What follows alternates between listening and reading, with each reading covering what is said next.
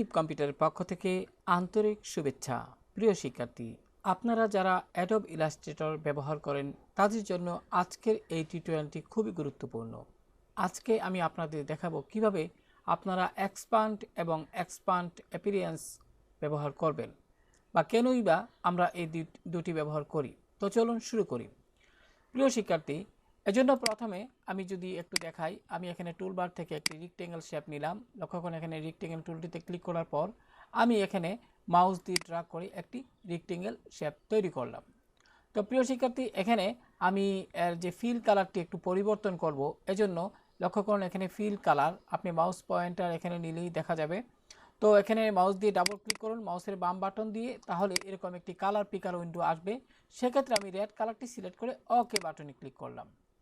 এখন আমি যে কাজটি করব সেটা হলো, আমি যদি একটু বড় করে দিই, আমি এখানে টুলবার থেকে সিলেকশন টুলটিতে ক্লিক করে আমি এখানে অর্থাৎ আমি একটু বড় করতে চাচ্ছি। আমি এখানে যে রিসাইজ বক্স আছে এখানে মাউসের বাম বাটন চেপে ধরে আমি একটু বড় করে নিলাম। প্রিয় শিক্ষার্থী, এখন যে কাজটি করব সেটা হলো, আমি এখানে স্টক কালার দিব।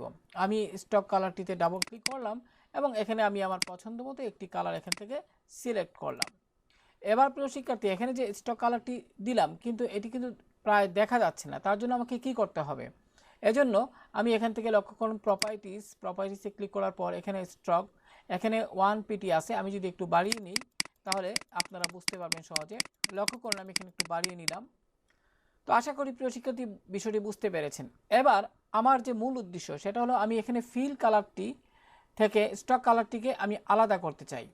তো এজন্য আমাদের এক্সপান্ড এর ব্যবহার করতে হবে। তো এটি সিলেক্ট থাকা অবস্থায় আপনি অবজেক্টে ক্লিক করবেন এবং এখান থেকে এক্সপান্ডে ক্লিক করুন। প্রিয় শিক্ষার্থী, এবার এখানে কোনো পরিবর্তন না করে যদি আপনি ওকে বাটনে ক্লিক করেন তাহলে খেয়াল করুন প্রিয় শিক্ষার্থী, এখানে আপনারা যদি একটু লেয়ার প্যালেটে যান তাহলে বুঝতে পারবেন। এখানে আমি লেয়ার প্যালেটে গিয়ে লক্ষ্য করেন, এখানে যদি এখানে গিয়ে লক্ষ্য করুন এটি গ্রুপ আকারে দেখা যাচ্ছে, অর্থাৎ দুইটা অংশে বিভক্ত হয়ে গেছে এখানে। অর্থাৎ এখানে একটি হলো গিয়ে আপনার স্টক কালার স্টক, আর একটি হলো ফিল কালার। অর্থাৎ আমি যদি সহজভাবে বলি, এটি হলো লাইন কালার আর এটি হলো ফিল কালার। তো যাই হোক, এবার যদি এটিকে আপনি আলাদা করতে চান তাহলে এখানে রাইট বাটন ক্লিক করে আপনি আনগ্রুপে ক্লিক করুন এবং টুলবারের সিলেকশন টুলটি সিলেক্ট থাকা অবস্থায় বাইরে একবার ক্লিক করুন এবং আপনি যদি এই যে বর্ডার কালারটি রয়েছে অর্থাৎ স্টক কালারটিতে এখানে ক্লিক করে আপনি এটিকে কিন্তু আলাদা করে নিতে পারেন। লক্ষ্য করুন আমি এখানে এটিকে আলাদা করে নিয়েছি। আশা করি প্রিয় শিক্ষার্থী, এক্সপান্ড কেন ব্যবহার করবেন সেটা আপনারা বুঝতে পেরেছেন। এবার আমি আরেকটি কাজ করি, সেটি হলো আমি এখানে আরেকটি রেক্টেঙ্গেল শেপ আমি এখানে তৈরি করলাম। লক্ষ্য করুন প্রিয় শিক্ষার্থী, এবার এই যে রেক্টেঙ্গেল শেপটি আমি এখানে তৈরি করলাম, এখানে এর মধ্যে যদি আমি কোনো শেডো দেই, আমি এজন্য ইফেক্ট মেনু থেকে স্টাইলাইজ এবং এখান থেকে আপনি ড্রপ শেডো। তো প্রিয় শিক্ষার্থী, এখানে লক্ষ্য করুন এখানে ড্রপ শেডোর ইফেক্টটি কিন্তু এখানে দেখা যাচ্ছে।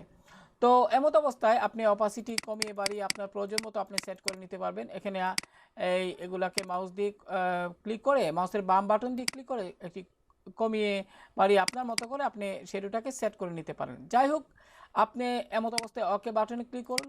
এমত অবস্থায় প্রিয় শিক্ষার্থী লক্ষ্য করুন, এখানে আমি যদি টুলবার সিলেকশন টুলটিতে ক্লিক করি, খেয়াল করুন এখানে কিন্তু দুইটা একইভাবে আপনার গ্রুপ হয়ে আছে। তো লক্ষ্য করুন এমত অবস্থায় আপনি যদি চান যে আপনি যে পিছনে যে একটু ড্রপ শেডো দিয়েছেন এই ইফেক্টটাকে আলাদা করতে, তাহলে প্রিয় শিক্ষার্থী এটি সিলেক্ট থাকা অবস্থায় আপনি যে কাজটি করবেন, অর্থাৎ টুলবারের সিলেকশন টুলটিতে ক্লিক করে এটির উপর একবার ক্লিক করলে এটি সিলেক্ট হবে। এবার আপনি অবজেক্ট মেনু থেকে লক্ষ্য করুন, এখানে যেহেতু এখানে একটি আপনার এই একটি শেপের মধ্যে, অর্থাৎ এখানে যে আমি একটি রেক্টেঙ্গেল শেপ তৈরি করেছিলাম তার মধ্যে একটি আপনার শেডো ইফেক্টটি দিয়েছি, তাই এখানে এক্সপান্ড এটি কিন্তু ডিসেবল হয়ে গেছে। এমত অবস্থায় আপনি এক্সপান্ড অ্যাপিয়ারেন্সে যদি ক্লিক করেন তাহলে কি হবে? এবার একটু রাইট বাটন ক্লিক করে এখান থেকে আনগ্রুপ করেন, রাইট বাটন ক্লিক করে যদি এখানে রাইট বাটন ক্লিক করে আনগ্রুপ করে নেবেন। এবার প্রিয় শিক্ষার্থী একটু বাইরে ক্লিক করুন, টুলবারের সিলেকশন টুলটি সিলেক্ট থাকা অবস্থায় যদি বাইরে ক্লিক করেন, এবার আপনি এই শেডোর উপর ক্লিক করে এটিকে কিন্তু আলাদা করে নিতে পারবেন। তো প্রিয় শিক্ষার্থী লক্ষ্য করুন আমি কিন্তু এটিকে আলাদা করে ফেলছি। তো আশা করি প্রিয় শিক্ষার্থী কেন আপনি এক্সপান্ড এবং এক্সপান্ড অ্যাপিয়ারেন্স ব্যবহার করবেন সেই প্রক্রিয়াটি এই ভিডিওর মাধ্যমে অর্থাৎ এই টিউটোরিয়ালের মাধ্যমে আপনারা শিখে গেছেন। তো ভালো থাকুন সবাই, আল্লাহ হাফেজ।